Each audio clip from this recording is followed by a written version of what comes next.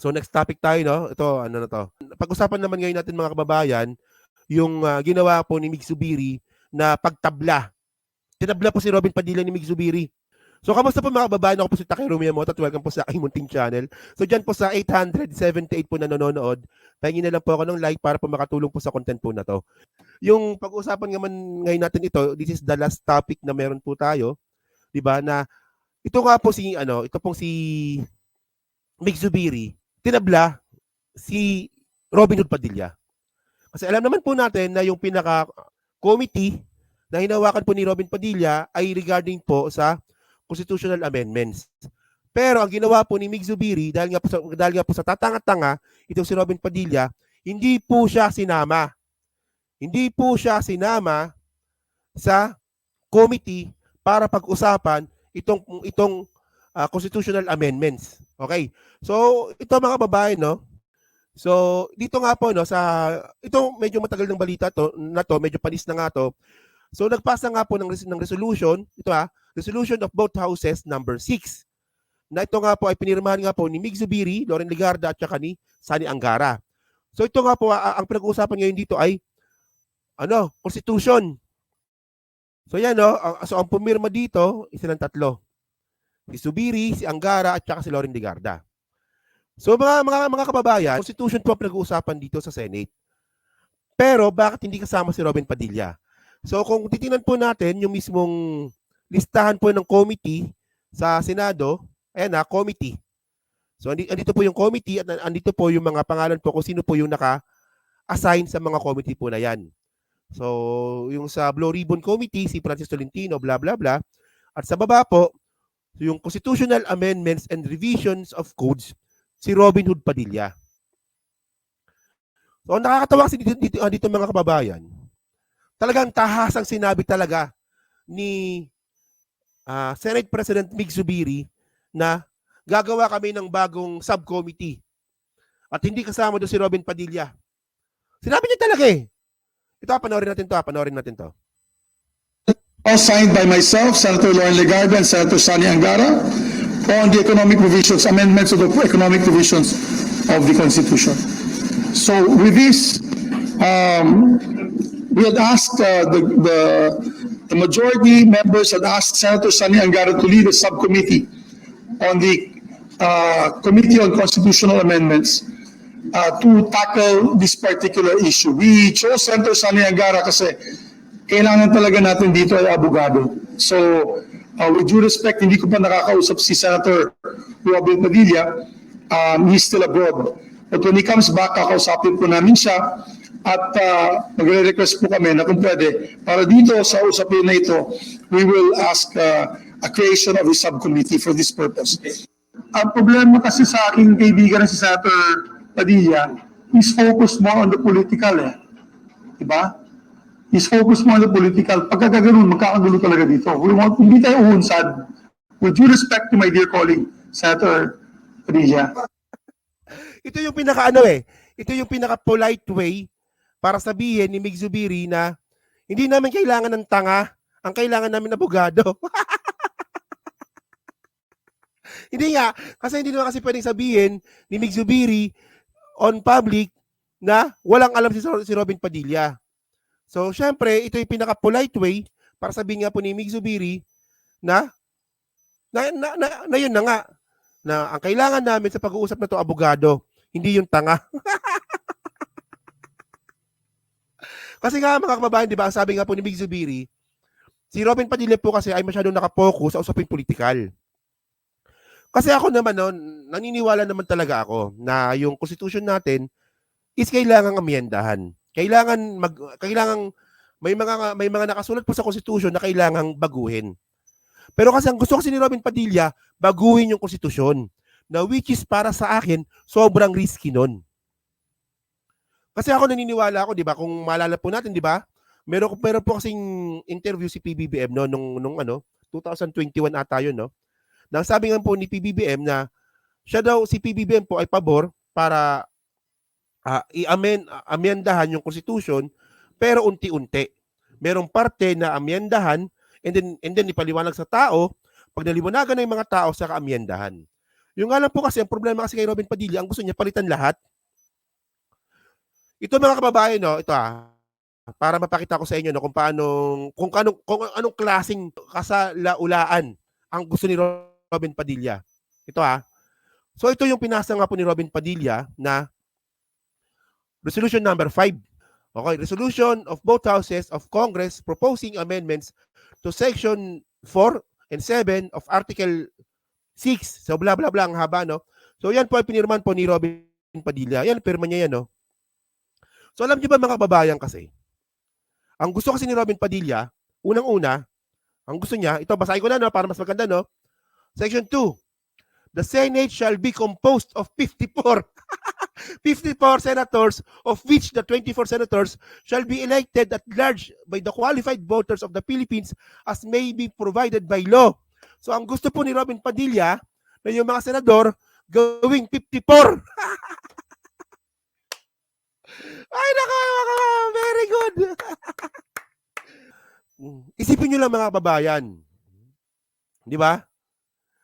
Ang pinag-uusapan lang po kasi talaga from Congress, Senate, at saka si PBBM, ang gusto lang po talaga nila ay baguhin yung parte ng Constitution para po sa foreign direct investment restriction.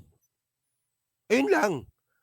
Pero ang gusto po ni Robin Padilla, ito, ay from 24 na senador, gagawin 54. Meron pa yan, akala nyo, ayan lang Okay. Sabi pa dito, no, the remaining 33 senators shall be elected by the qualified voters from each legislative region apportioned among the provinces, cities, and metropolitan Manila area as may be provided by law. So ngayon, ang gusto ni Robin Padilla, merong 54 na senador at yung 30 dito ay bobotohin by region. So meron tayong senador, national, iboboto ng national, at meron pong senador na pagbobotohan naman by region.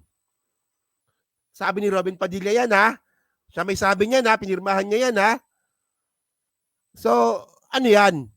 So, ibig sabihin nun, meron ka ng mayor, meron ka ng congressman, meron ka ng governor, meron ka pang senador. Anong klase yun? Ako naniniwala naman ako na magnanakaw naman yung mga yan. Diba? Yun nga lang, kailangan natin ng matinding ebidensya para kastiguin yung mga yan. Diba? Pero, 24 senador na nga, ang sakit na nga ng ulo natin. Magdadagdag ka pa ng, gagawin mo pang 54? Tapos by region pa? So, meron ka ng congressman, meron ka pang senador. Ang gulo nito Ito pa, meron pa siya sinasabi dito na the term of the senators elected at large shall be 8 years. So talagang pagbabago po talaga sa konstitusyon ng gusto ni Robin Padilla. Yung nakasanayan natin, babaguhin niya talaga entirely. So ang tanong kasi dito, yung reason. Ano ba yung reason ba't mo gagawin ito? Diba? Actually nga kasi mga kababayan, yung mismong economic provision nga mga kababayan, hirap na ang mga tao intindihin yan. Tapos gagawa pa siya ng ganitong klaseng resolution para palitan yung constitution. So paano mo to i-justify? So ang gusto ngayon ni Robin Padilla, gagawin ng 8 years yung term ng senador. Okay? And the senators elected by region shall be 4 years. So ano yun? Merong senador 8 years, national, tapos meron senador, regional, 4 years naman yung termino. Walang niya parang mayroon ko ba dito?